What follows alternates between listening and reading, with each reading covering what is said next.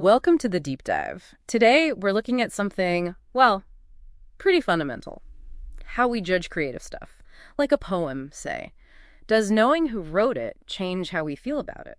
Yeah, it's a great question. And we've got some interesting material here. There's an experimental study and also some thoughts from Kadir Kubashuk. He's an artist with a lot of experience. Right, especially his take on AI art and our biases around it. Exactly. So the big question we're digging into is, are we judging art on its own, its merits? Oh. Or does the who or even the what behind it sway us? Okay, so let's talk about this study first. How did they set it up?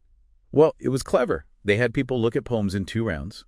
Same poems both times. Okay. First round, totally anonymous, no names, no clues about who wrote what. Just read the poem, rate it. Got it. Purely on the text itself. Then round 2, same poems again, but this time people were told, okay, this one's by a famous poet, this one's AI generated. Ah, okay. So that first round, the anonymous one, what happened? What did people actually like when they didn't know? Well, here's the kicker. In that blind round, participants significantly preferred the AI poems. Wait, really? Preferred the AI stuff? Yeah. Rated them higher than the ones by, established human poets. Yeah. When they didn't know the source, the AI work just resonated more, apparently. Wow. Okay, so purely on the words, the AI was hitting the mark. Maybe even better for some. You'd like it, yeah. But then round 2 happens, and you said they revealed the source. So what changed? Everything changed. It completely flipped. The moment people knew, this one's AI, those exact same poems they liked before suddenly got the lowest scores. Whoa. So just knowing it was AI tanked the rating. Pretty much. A really dramatic shift. It really shows how just knowing the origin story can totally rewire how we feel about something aesthetically. It's like the label itself carries all this weight. So how does someone like Kubashik, an artist himself, see this? What's his take on why we do that? Kubashuk looks at this and, based on his experience, he says it reveals these biases we carry around.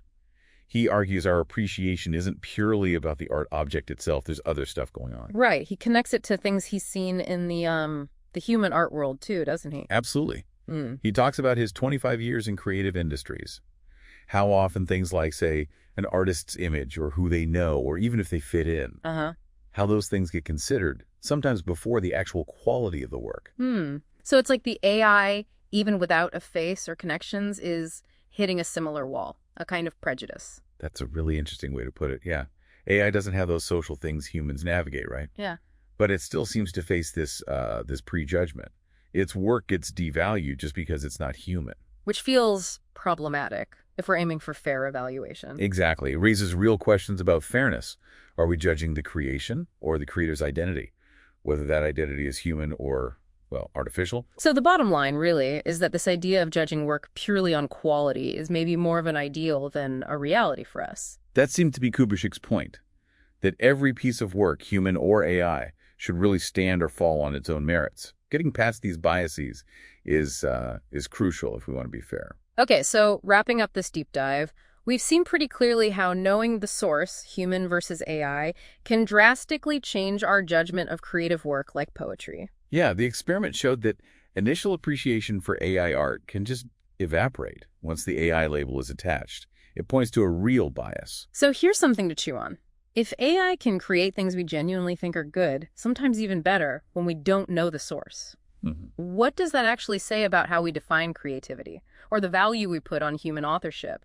Are we maybe boxing ourselves in, limiting what we appreciate based on old ideas about where art should come from? It definitely makes you wonder if our ways of valuing art need a bit of an update, doesn't it? Yeah. Something to think about.